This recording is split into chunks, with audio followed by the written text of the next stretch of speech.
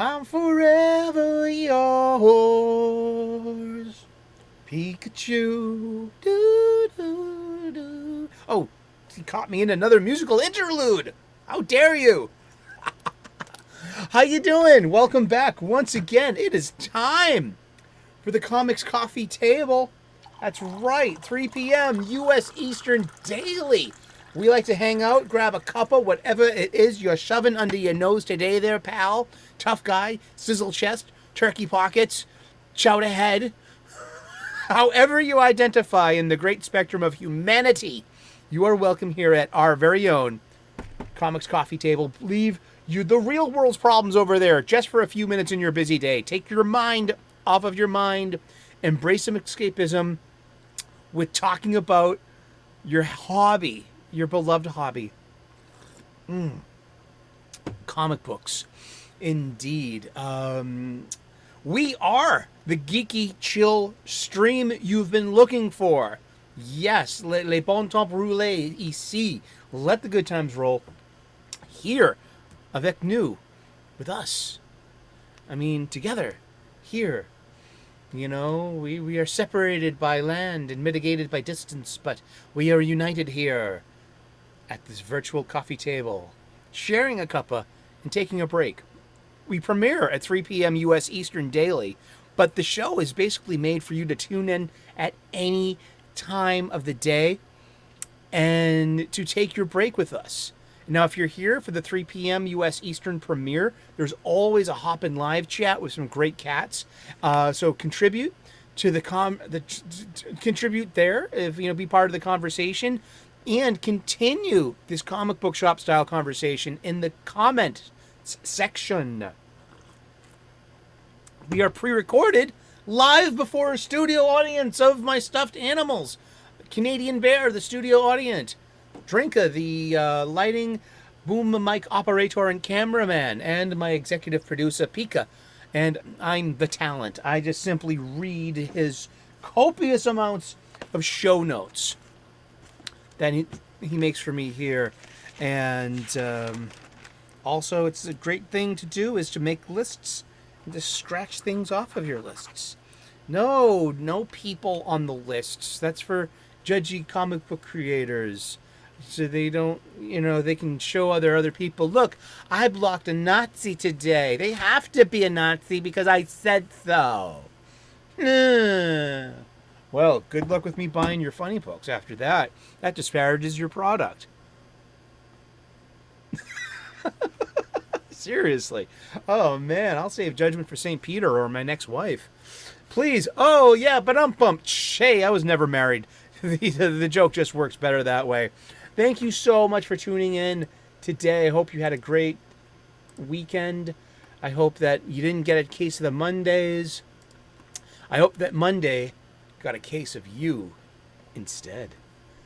This is right. Yes. Awesome. Thank you so very much for tuning in today. What do we got going on? We are a rebagging, reboarding, and reboxing show currently in our current format. I'm taking this opportunity to use my platform for my agenda and to amplify my messagings, because we have to be worried about the wrong amplifications. We have to be worried about misinformation. Yeah, misinformation is often just a one-sided thing. Who decides what is in misinformation? Is there a fair and balanced committee or panel who decides such things, representing all people and not just, the oversensitive and easily triggered? I know and I understand. I was an only child. I invented that shit, and I know it motivates that. You just want things your way, and you'll tantrum until you get your way. I know. I know you. You were too short. You had bad skin. You couldn't talk to them very well. Words didn't seem to work. They played dirty tricks on you when they came out of your mouth. I think I know you. Yeah, I know you. Henry Rollins. Some of his spoken word poetry of the 80s. I'm deep, yo! I'm deep! So part of my amplification messaging here, my agenda, is for you to get back to your local comic book shop to buy not just new releases on every Wednesday, but get your supplies there. I need supplies. I'm rebagging, reboarding, reboxing my entire collection. I need a lot of supplies. I could be getting these supplies from my online supply chain where I could be getting a price break. I know this.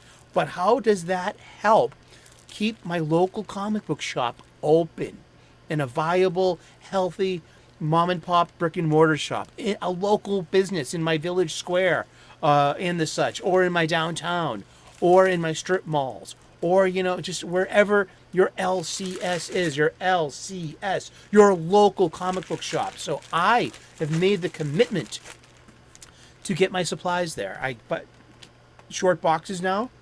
Long boxes are getting wicked heavy in my old age.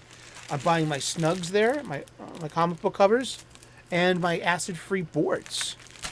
Yeah, and I hope you do too. I hope you need supplies. You're a comic book collector, or I'm actually an accumulator, and more like it. And I'm occasionally a collector, but I'm more. These things accumulate. I buy them. I like the serial. I like the ongoing stories. I like the characters. I like the writers. I love the art. And I love the sentimentality I have attached to it. I love my history with it. I love the personal curations that I've had during the years. And it makes me happy overall. And there are so many things to bitch about and complain about, but only we can do something about that. Identify the misery and maybe get rid of it. Don't engage with it. We've bagged and boarded these, and we're putting them in a box. We've been talking about Spider-Man for a couple of days. We're breaking down. I only have a few long boxes left, full of comics. This one's called the Mostly Marvel long box, and it's done its job. See, a corner has blown out. It's stained, so it has protected its contents inside. I should have been using boards the entire time. I just thought, hey, that's an extra expense, an extra step to take, and but the reality is, any worth that these comics may have had by keeping that, pristine 9.2 or as close to it as I can, has been lost. They're all dollar bin worthy. Come to think of it, the dollar bins at the cons are the most sobering experience you'll have as a comic book collector. The things that you get, and you're being like, "This is in the dollar bin." Yeah, but also it helps you think about the table bins at your local comic book shop. And maybe you should be busting those open and just looking at them real quick and then saying, "Hey, can you negotiate the final price of this? I know this is you're charging a 9.2, but look at these spine rolls or these corners or this page. There are dings here. This is definitely an 8.0 or less. What can you do about this price?" I need to do that more often. To foster that sense of negotiation. It's something that we don't have here in America. This is, pre-recorded live from our Boston studios. And you don't really haggle over price. I see that more at cons. Just someone be like, let me call the owner. They want to know about this one. Yeah, okay. You can $20 off. Something I've seen it happen all the time. But why don't I do that at the LCS? Because I buy old comics from the table bins.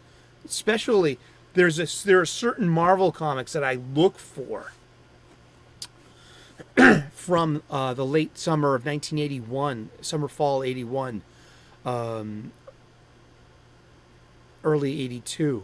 And those are just the Columbia Bike Contest banner ad on the covers. And I'll stop, drop, and giggle. I will always pick those up. That they have a place on my spinner rack. I love populating my spinner rack with those funny books.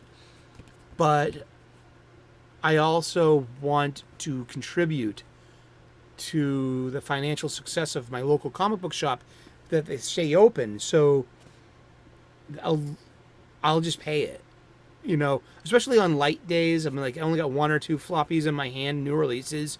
I'm like, I really want to spend more money here. And so then I will agree to that. But when I get them home and I open them up and give them a read, I'm like, oh my gosh, this has dings. I don't think this is a 9.2. And then I'll look it up in the Overstreet price guide. Where's the Overstreet price? Oh, there it is. It's out and about. I'll look it up in the Overstreet price guide. So that high price is usually synonymous with the 9.2 near mint listing in these very pages. And I'm like, this is, I'm not even that good at grading, but I know that this ain't a 9.2. I got my head around the grading with the Overstreet guide to grading. It points out dings. It really does. This is a great book. See?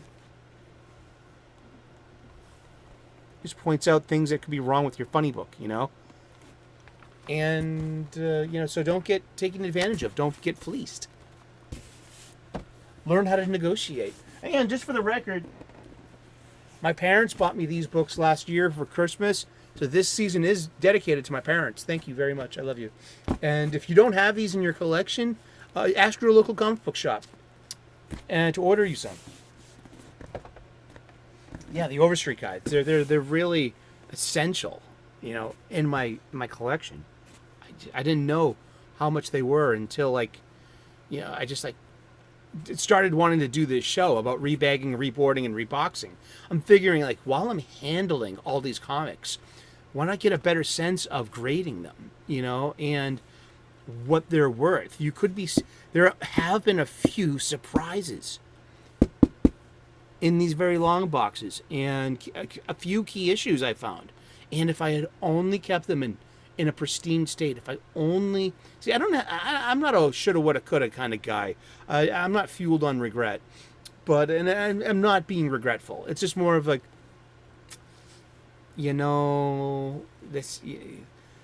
this was the difference between the dollar bin and a higher value. It was backing boards and keeping them, because you've kept them out of direct sunlight, and they're all in bags. But it was the backing boards. Yeah, that was the key. Yeah, if there's one thing I can use board, it's what Banky Edwards said in Mallrats. These need boards, you bloody savage. In Mallrats at the flea market. He was right. Oh man. Well, cool. Let's get to bagging and boarding. I'm looking at some floppies from my Mostly Marvel box that's going to retire. So yeah, we're going to move these comics over time into a new box. It's really cool. To jump around a little bit too. So this is Mostly Marvel.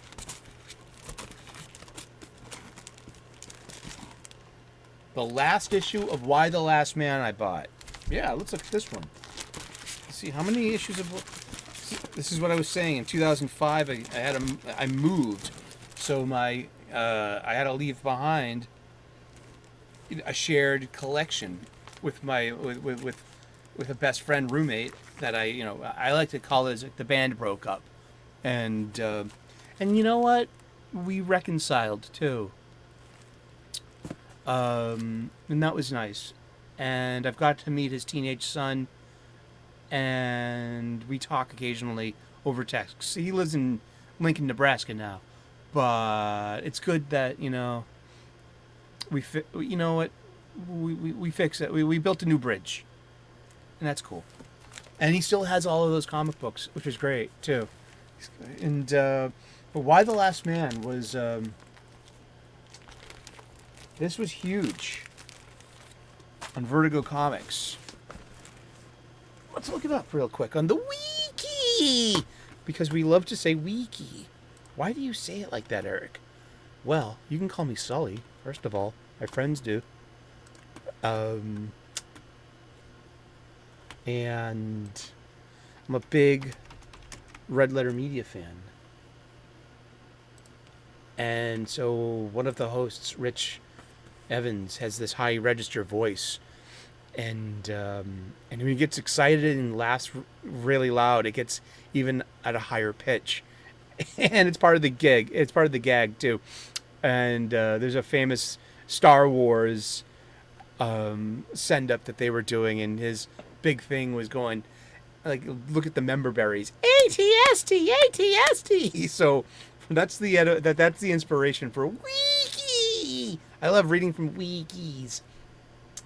Why the Last Man is a post-apocalyptic science fiction comic book series by Brian K. Vaughan and Pia Guerrera, published by Vertigo from 2002 through 2008. I bet you these got to be from like 2005. Yeah, July 2005. That's when I moved. I lived in this wonderful flat in the Back Bay of Boston for 2 years. 3-bedroom flat, three bachelors in their early 30s, 3 dudes. It was like a sitcom. It really was. What a wonderful time. The Red Sox ended up winning the World Series for the first time in a very long time. And I'm gonna put these all in one. But it was fun while it lasted. But I also lost a job. And I couldn't afford the rent living in the city like that. So I had to move out, and it broke the band up, and that was that. Why the Last Man ran for 60 issues, and that's about 5 years. Well, it ran from 1 to 55 monthly, and then bi-monthly from 56 to 60. So under 6 years it took for this. The series centers on Yorick Brown and his pet capuchin monkey, Ampersand, the only males who survived the apparent global androcide. Androcide is a term for the systematic killing of men, boys, or males in general because of their gender. The series was published in 60 issues by Vertigo and collected in a series of 10 paperback volumes and later a series of 5 hardcover deluxe volumes. The series covers were primarily by J.G. Jones and Massimo Carnival. The series received 3 Eisner Awards. A television series adaptation premiered on September 13th, 2021 on FX on Hulu. On July 17th, 2002, all living mammals with a Y chromosome, including embryo and sperm, simultaneously die. With the exception of a young amateur escape artist named Yorick Brown and his capuchin monkey, Ampersand, many women die as a secondary effect of male death, such as plane crashes. Society is plunged into chaos as infrastructures collapse, and the surviving women everywhere try to cope with the loss of men and the belief that barring a rapid, major scientific breakthrough or other extraordinary event, humanity is doomed to extinction. Yorick's mother is a member of the U.S. House of Representatives, commissions Agent 355, of the secret Culper Ring organization. That was a network. The Culper Ring was a network of spies active during the American Revolutionary War, organized by Benjamin Major Talmadge and General George Washington in 1778 during the British occupation of New York City. The two travel to meet geneticist and cloning expert Dr. Allison Mann, who works to discover why Yorick survived and find a way to save humanity. Then the trip go on all these adventures, being hunted by different, people. I mean, they have literally the last man alive. And I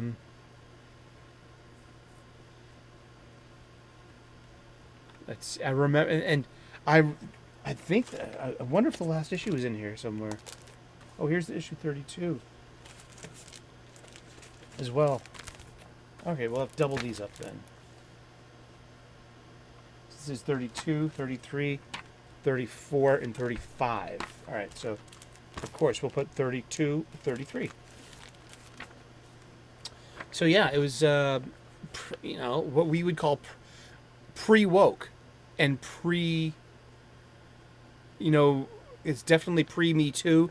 Now, the TV show lasted one season. It was heavily postmodern, heavily intersectional feminist, heavily messaging, heavily anti-male too. Seriously, it was the original book wasn't as misandrist as the show, and the spirit of the show, and the spirit of the creators. And I'm glad that it failed. Really, I'm sorry that it failed. There was a lot of people who worked hard on this. So, no, well, you didn't. You worked hard on the wrong things.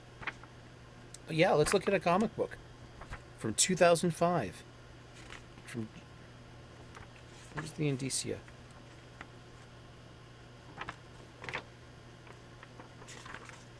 Here it is. Here's the indicia.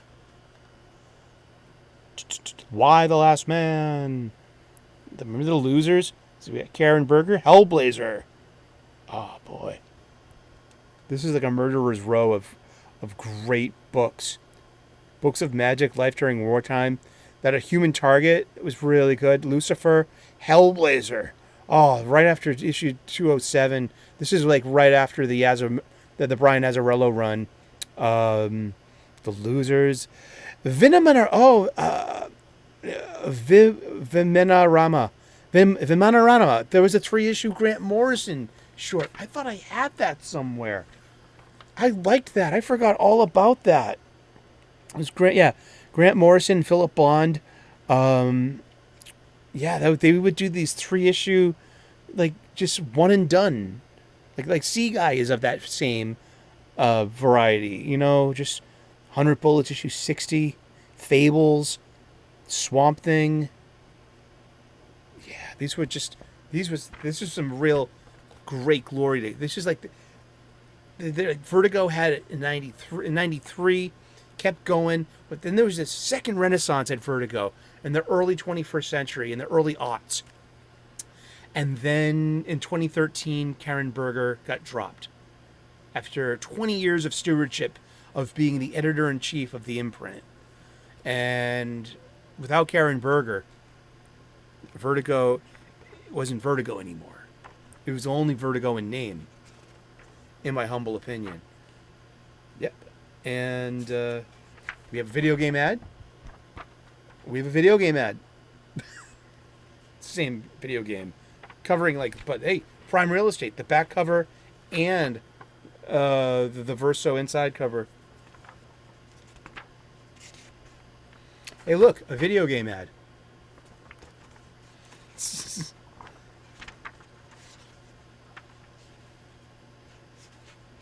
Hey, look, a video game ad. And remember, this is Vertigo, so it's definitely, and on purpose, focused on mature readers. Suggested for mature readers. And look, we have people talking in hallways. Brian K. Vaughan went on to be he's more of a TV kind of guy. Of course, there's a lot of gayness involved in this book. I mean, there's only one man left in the world. The Matrix Online. Oh, look at the years before the sequels, or right around the time that the sequels were coming out, I guess. But it's got this huge insert, Matrix Online here. Jack into the Matrix. Be part of this game. 1, 2, 3, 4. Let's see. 5, 6. This is this is the center insert. This is all ads. This is an advertisement in a comic book. We have a cover. It's like a mini magazine. 1, 2, 3, 4, 5, 6. So basically 8 pages of advertisement in the center, all for this huge Matrix show. But yeah, let's see. What was it that the plague just Discussing the cause of the plague, Vaughn is quoted as saying, "I feel that there is a definitive explanation, but I like that people don't necessarily know what it is." Because it says the source of the plague that wiped out every living mammal with a Y chromosome, except for Yorick Brown and his capuchin monkey ampersand, and Dr. Matsumori, is never fully explained. A number of possible explanations are provided through the course of the series, but a definitive answer is left for the readers to decide. So Vaughn goes on to say, in interviews, we always said that we would tell people exactly what caused the plague. The thing was, we never said when we were going to tell. There's your mystery box bullshit right there from these people. Seriously, it's all the same brain trust. So that's from the same group of early aughts that brought us Lost and Mystery Box. You know what I mean? So the Mystery Box, the MacGuffin, as we say, the MacGuffin is something quoted as attributed to Alfred Hitchcock.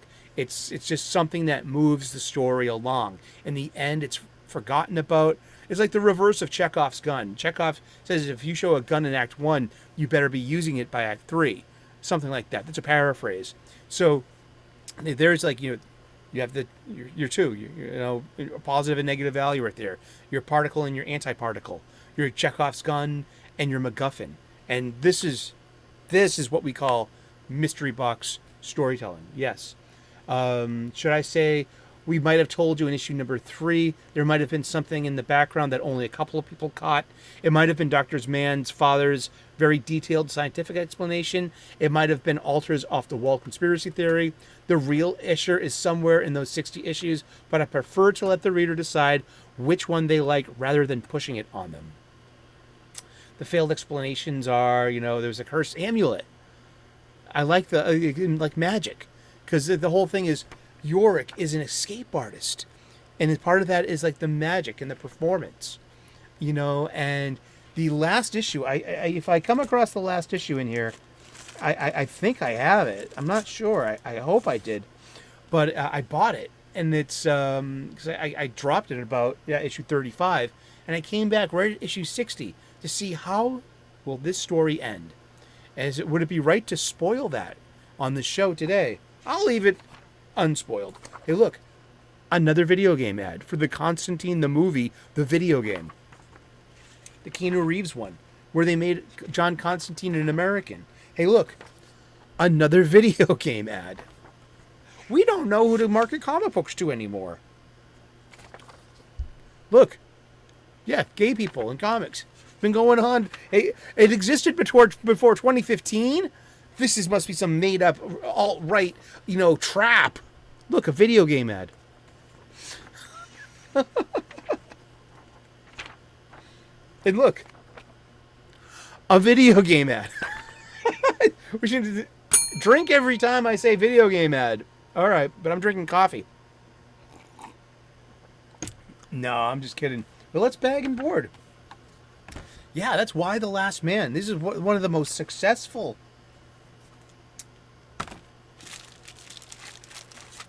Vertigo titles out there. Got its own TV show. It was huge, this thing. It's a great story told.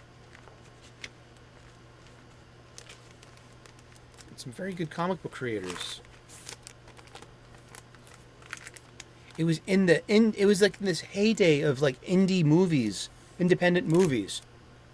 So it was like the style of the independent comic, though, but being given the prestige and even the privilege of Warner Brothers and DC Comics behind it, with Vertigo. I mean, Vertigo is just, isn't it just?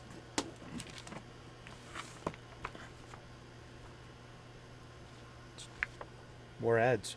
Hey, look. The Vertigo, it's just, what happened to Vertigo? Well, the proof of the pudding was on the plate. And a lot of that had to do with Karen Berger's stewardship. But 20 years is also a very good run for anyone. We got to shake things up. The bean counters in corporate say, we got to, Nothing shakes up like a regime change. And which one's which? 35? 34. Here we are.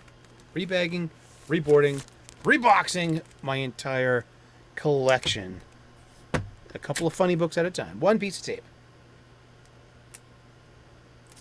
Yeah. I loved the last issue. It had a really clever ending. It landed well. It buys into York as an escape artist. And it's set in an almost tomorrow. Like, a few decades after the events of everything settled down. So it answers questions. And it opens up new ones. And it's never explained the why of the plague. The why and why the last man. I love it. There was this good stuff. Avoid the TV show at all costs. It deserved its watery grave and its ignoble fate there. I mean, seriously, it's a great example of where the outrage comes from, where our outrage comes from in this sphere. It might be the weaponization of a formerly benign content made for all viewers, and not just, to be some, privileged mouthpiece. You're given this huge opportunity, this great rare opportunity, a budget. You're giving a cast. You're given sets. You're given money to produce this. The ability to make something very poignant, and you spend it on messaging, postmodern academic messaging, and it fails to sell with the hoi polloi, with blue collar people, which is just these aren't blue collar values. These values come out of academia, and that's where I see the big schism of why doesn't this sell? We've done this with the right intentions. We've given the people access to platforms and voices that haven't been spoken. But these are niche markets too, and it's not to say that there is a systematic patriarchy or racism involved in those pre-existing spaces. It's just they were pre-existing populated spaces, and there's some kind of academic style of colonialism to enter these pre-existing spaces and treat the natives as ignorant and unenlightened, and we have to bring them Christianity and technology and save these poor souls. Thank you so very much for tuning in today. We've been talking about comic books, and we're going to talk about comic books every day for the rest of the year. So tune in tomorrow, 3 p.m. U.S. Eastern, and we'll find out who we're talking about when we turn the page tomorrow. Please like and subscribe. I would love to earn your subscription. We make daily content here. We also talking about cooking a lot. I'm a professional chef.